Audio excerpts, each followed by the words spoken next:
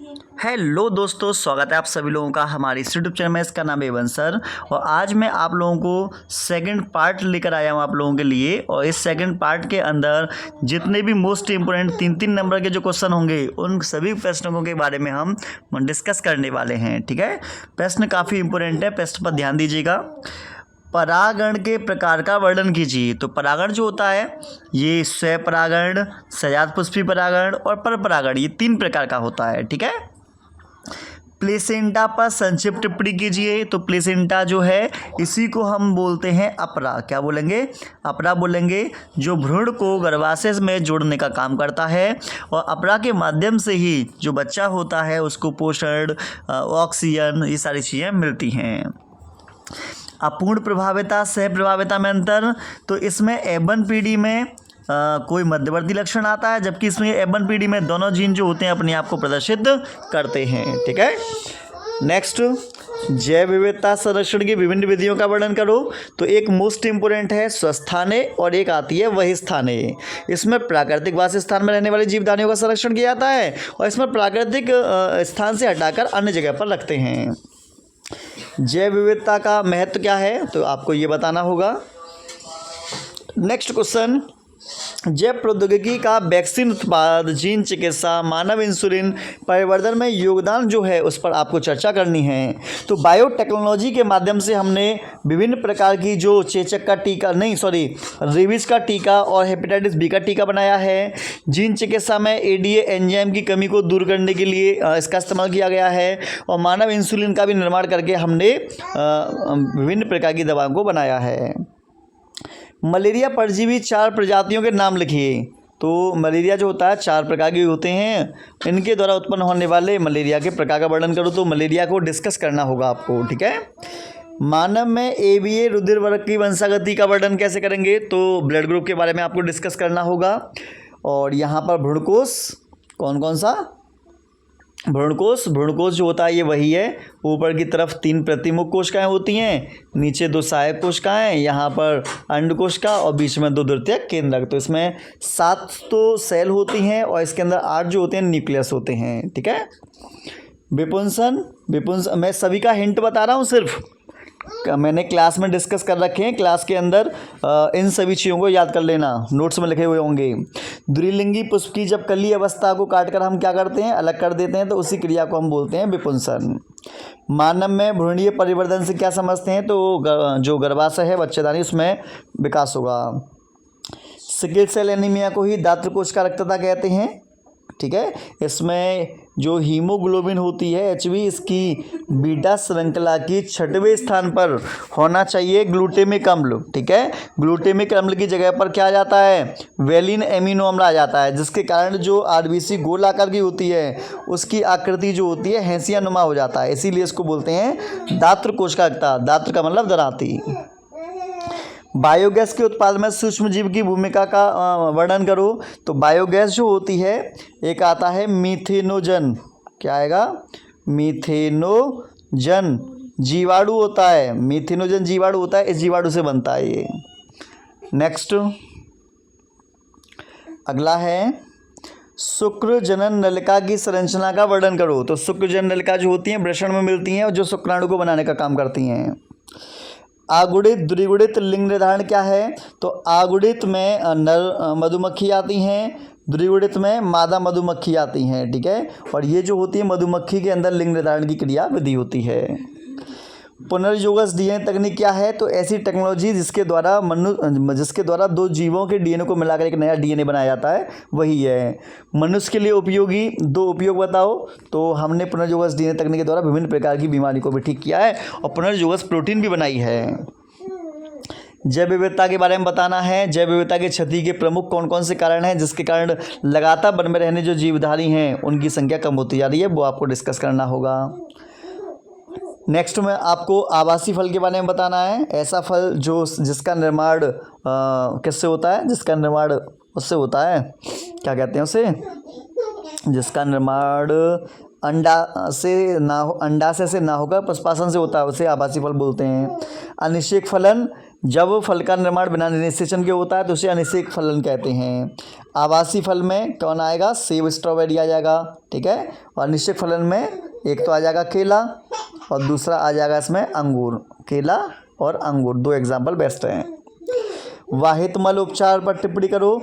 तो हमारे शरीर से या हमारे घरों से जो अपशिष्ट पदार्थ बाहर निकलते हैं, जो बेकार का जल निकलता है, उसमें मलमूत्र की मात्रा ज़्यादा होती है, उसी को वाहित मल बोलते हैं।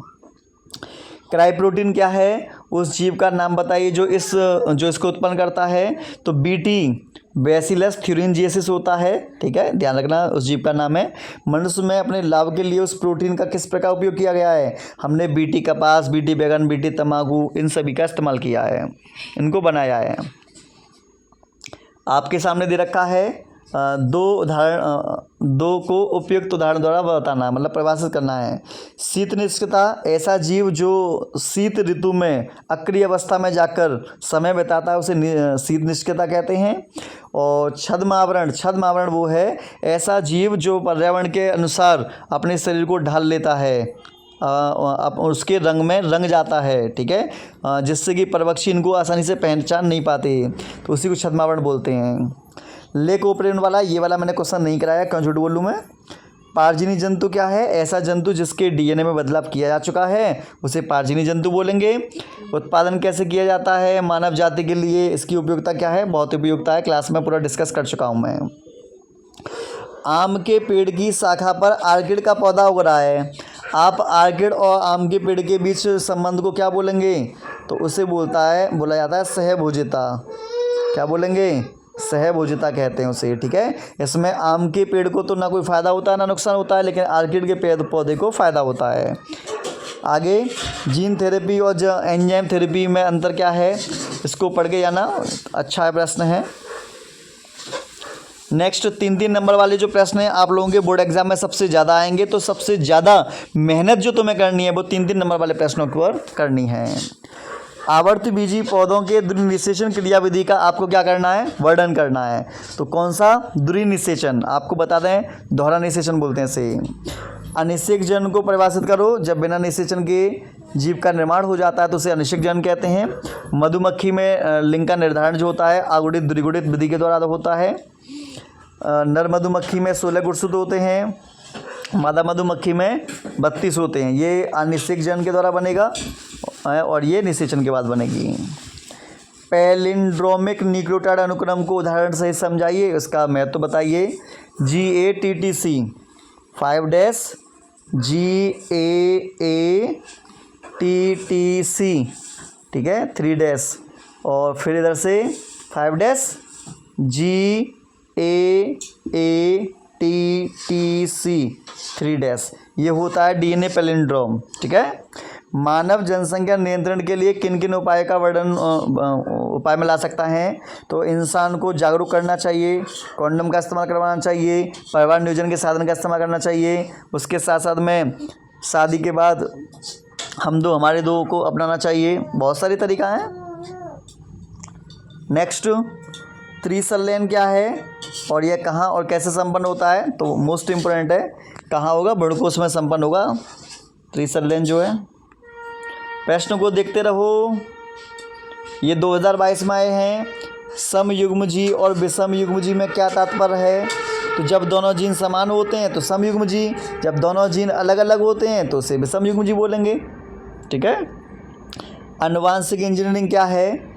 तो आनुवांशिक इंजीनियरिंग को आनुवांशिक इंजीनियरिंग को जीन इंजीनियरिंग बोलते हैं, जिसमें डीएनए को काटना, डीएनए को तोड़ना, डीएनए की मरम्मत करना, डीएनए में बदलाव करना, ये सारे काम होते हैं जीन इंजीनियरिंग में। स्वास्थ्य सुरक्षा के क्षेत्र में आनुवांशिक इंजीनियरिंग के 2 अनुप्रयोग, तो विभिन्न प्रकार के जो बीमारियां उनकी पहचान वगैरह करना, उनका निदान वगैरह करना, ठीक है, सब आता है। बायोगैस क्या है? बायोगैस क्या है? बायोगैस एक विभिन्न प्रकार की गैसों का मिश्रण है, जिसमें CH4 होगी, उसमें CH4 और CO2 होगा, ठीक है, और हाइड्रोजन सल्फाइड होगा, H2S, ये सबसे ज़्यादा मिलेगी, इससे कम ये मिलेगी, इससे कम ये मिलेगी। ग्रामीण क्षेत्र में बायोगैस के 2 उपयोग बताइए। तो इसका उपयोग प्रकाश पैदा करने में भी किया जा सकता है, इसका उपयोग खाना बनाने में भी किया जा सकता है, खाना बनाने में। और इसका उपयोग जैसे कि जो गोबर होती है उस गोबर को खेतों में डाल देंगे तो खाद के रूप में भी इसका इस्तेमाल किया जा सकता है। पीले बीज वाले लंबे पौधे capital T small T capital Y small Y का संकरण हरे बीज वाले लंबे पौधे से कराते हैं। तो फिनोटाइप किस अनुपात में मिलेंगे, लंबे हरे और बौने हरे। तो हरे से अगर हरा मैं काट दूं तो लंबे पौधे और बौने पौधे का जो अनुपात मिलता है वो 6:2 मिलता, जो 6:2 मिलता है। तो काटूंगा तो 3:1 आ जाता है इसमें।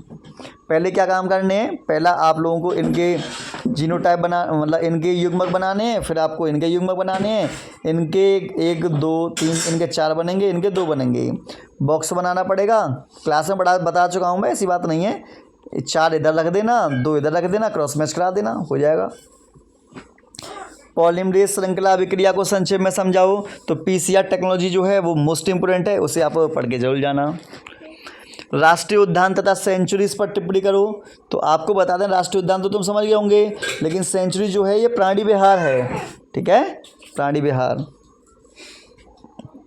शीत निष्क्रियता ग्रीष्म निष्क्रियता में अंतर, वाहोष्मी अंतरोष्मी में अंतर। वाहोष्मी जो होता है उसे बोलते हैं असमतापी, असमतापी, ठीक है। और जो अंतरोष्मी है उसको बोलेंगे समतापी। क्या बोलेंगे, समतापी बोलेंगे, ठीक है। चलो नेक्स्ट, पायतंत्र में पोषी स्तरों को समझाओ। प्राथमिक पोषी स्तर होता है, सेकंड होता है, थर्ड होता है, फोर्थ होता है।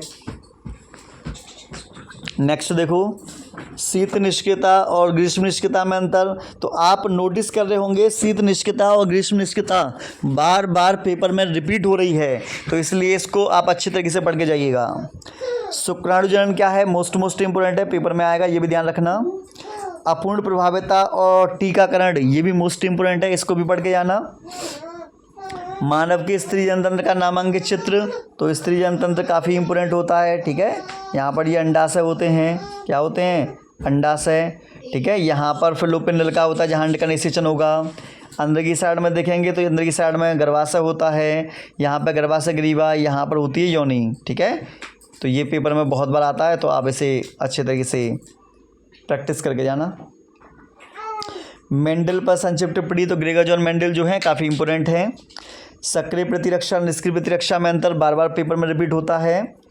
अंतर्जातीय स्पर्धा, स्पर्धा मतलब कंपटीशन, प्रतियोगिता, मैंने क्लास में पढ़ाई है ये। सिंड्रोम, जब एक ही बीमारी में बहुत सारे लक्षण दिखाई देते हैं तो वो सिंड्रोम होता है। पारिस्थितिक विविधता अनुवांशिक विविधता में अंतर। तो इसमें पायतंत्र से संबंधित होगी, इसमें डीएनए से संबंधित होगी। आगे आप देखेंगे तो आपको दिखाई देगा प्लेसेंटा, प्लेसेंटा को हम बोलते हैं अपरा, पढ़ के जाना, अच्छा प्रश्न है। पौधों में गुरु बीजाणु जनन, गुरु बीजाणु जनन से क्या बनेगा, गुरु बीजाणु बनेंगे, और गुरु बीजाणु जो होगा वो मादा युग्मकोद्भिद को बनाने का काम करेगा। आरएनए डीएनए में अंतर पढ़ा चुका हूँ, बार बार आता है। सौपकायता, उदाहरण देकर समझानी है। सौपकायता में 2 जीव होंगे, दोनों जीव आपस में एक दूसरे को फायदा पहुंचाएंगे, वही सौपकायता है। लाइकिन, लाइकिन में शैवाल और कवक होते हैं, शैवाल कवक को भोजन देते हैं और कवक शैवाल को खनिज लवण देता है। बीज पत्राधार बीज पत्रोपरक में अंतर, ये पहले चैप्टर से संबंधित है, क्लास में मैंने डिस्कस किया है ये। सिद्ध कीजिए कि डीएनए अनुवांशिक पदार्थ है, ठीक है, हर्षी और चिस ने दिया था। उत्परिवर्तन बताना है, आरएनए के बारे में बताना है, बीज और फल का विकास कैसे होता है ये बताना है। बायोपायरेसी, बायो पेटेंट बार बार पेपर में मोस्ट इंपोर्टेंट है, बार बार पूछे जा रहे हैं। यहाँ पर आप लोग देख पा रहे होंगे, यहाँ पर आपको बीजांड का चित्र बनाना है, सिर्फ चित्र बनाना है। सहजीविता के बारे में आपको डिस्कस करना है। जीवों के 4 प्रमुख लक्षण, जीवों में वृद्धि होती है, जीव जनन करते हैं, जीव में पोषण की गुण होता है, ठीक है। जीवों में संवेदनशीलता का गुण होता है। दलहनी पौधों की भूमि में ऊर्जा शक्ति बढ़ाने में भूमिका क्या है, तो इनकी जड़ों में राइजोबियम जीवाणु पाया जाता है, और राइजोबियम जीवाणु जो होता है भूमि की ऊर्जा शक्ति को बढ़ाने का काम करता है। शुक्रवाहिका उच्छेदन वासेक्टोमी, जो पुरुष होते हैं पुरुष की शुक्रवाहिनी को काटकर बांध दिया जाता है, जिससे लड़कों में शुक्राणु तो बनते हैं लेकिन उनके पेनिस से शुक्राणु बाहर नहीं निकल पाते, तो उनका रास्ता अवरुद्ध कर दिया जाता है, तो ये नसबंदी है। जैव नियंत्रण कारक के रूप में सूक्ष्म जीवों का एक विवरण दीजिए, कि ये भी काफ़ी इंपॉर्टेंट है। आवर्तबीजी पादप के नर युग्मकोद्भिद का विकास कैसे करना है, ये बताना है। नर युग्मकोद्भिद में परागकण के बारे में डिस्कस करना होगा। वर्णांता के बारे में आप लोगों को बताना है। मधुमक्खी में लिंग निर्धारण कैसे होता है, ये बताना है। प्रश्न बहुत इंपॉर्टेंट है, कुछ भी सही। आनुवांशिक विकार, विकार मतलब बीमारी, ऐसी बीमारी जो बच्चों में जन्म से आती है, जो एक पीढ़ी से दूसरी पीढ़ी में जाती है, उसे आनुवांशिक विकार कहते हैं। इनके लक्षणों का वर्णन करना है, ठीक है।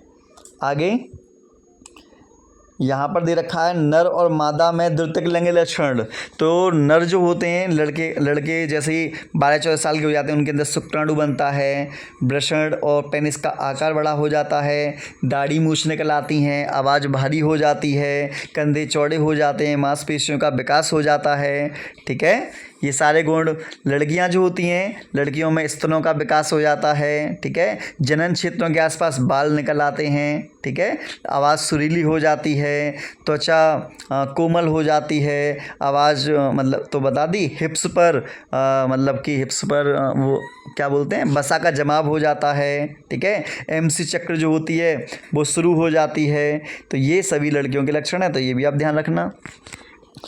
बहुजीनी एवं एलिलोट्रॉप्स, ये छोड़ देना, ये हट गया है। द्विसंगत संकरण एवं एक संगत संकरण, टेस्ट क्रॉस को समझाओ, ये भी बता देना। सिंड्रोम क्या है, एक सिंड्रोम का विवरण बताओ। तो जो एड्स है वो भी सिंड्रोम है, वो बता दो, या down syndrome, Klinefelter syndrome, Edward syndrome, Turner syndrome, किसी के बारे में बता देना। कैंसर पर आप लोगों को टिप्पणी करनी पड़ेगी। tRNA की संरचना का चित्र बनाना पड़ेगा। DNA लाइगेज संरचना के बारे में कार्य का वर्णन करना है। तो DNA लाइगेज जो है ये थोड़ा अलग है। परजीविता पढ़ा चुका हूँ, एक को फ़ायदा एक को नुकसान। सहजीविता पढ़ा चुका हूँ, दोनों को फ़ायदा। चिकित्सा के क्षेत्र में जैव प्रौद्योगिकी का योगदान, ये मेरी बायोलॉजी घुट्टी में मिल जाएगा आप लोगों को। आसंजनन पढ़ाया है, जैव प्रौद्योगिकी का खाद्य में उपयोग पढ़ाया है, पुनर्योगज DNA पढ़ा दिया, बीटी फसल पढ़ा दी। सब कुछ ऐसा है जो मैंने आप लोगों को पढ़ा दिया है, तो आपको टेंशन नहीं लेना। 3-3 नंबर के प्रश्न तो आपसे नहीं छूटने चाहिए एक भी। या बीजांड की संरचना का वर्णन करना है, या पक्षी और मधुमक्खी में लिंग निर्धारण बताना है, या प्रोटीन संश्लेषण में RNA की क्या योगदान है ये बताना है, मलेरिया का जीवन चक्र का चित्र दिखाना है, जैव उर्वरक के बारे में बताना है, प्लाज्मिड के बारे में बताना है, जीन चिकित्सा आनुवांशिकी में TH मॉर्गन का जो योगदान है। प्रश्न देखते चलो, और जो प्रश्न भाई आपको नहीं कराया गया है या किसी टीचर ने नहीं कराया, याद कर लो। जैव विविधता की परिभाषा, इसके संरक्षण की 2 विधियों को बता दो। DNA फिंगरप्रिंट के बारे में, मानव स्वास्थ्य तथा रोग के बारे में टिप्पणी कर देना। सूक्ष्म जीव में औषधि के रूप में वर्णन करना है। तो औषधि में पेनिसिलिन का इस्तेमाल हमने पेनिसिलिन को बनाने में कर लिया, स्ट्रेप्टोमाइसिन एंटीबायोटिक को बनाने में हमने कर लिया, ठीक है, और रेमोनियास को बनाने में हमने कर लिया। तो बहुत सारे बनाए हमने। तो इस तरीके से 3-3 नंबर वाले जो क्वेश्चन है वो मैंने आप लोगों के सामने डिस्कस कर लिए हैं। अगर आप चाहो तो आप हमें कमेंट कर देना कि मोस्ट इंपोर्टेंट को सिर्फ सर ये तो क्वेश्चन है, आप सर क्वेश्चन और आंसर दोनों करो, तो आप मुझे बता देना, मैं क्वेश्चन और आंसर दोनों ही आप लोगों के लिए मैं जल्दी से जल्दी उसके लिए वीडियो अलग से ले आऊँगा, ठीक है। तो क्वेश्चन आंसर वाली लेकर आना हो तो कमेंट में क्वेश्चन आंसर लिख देना बस।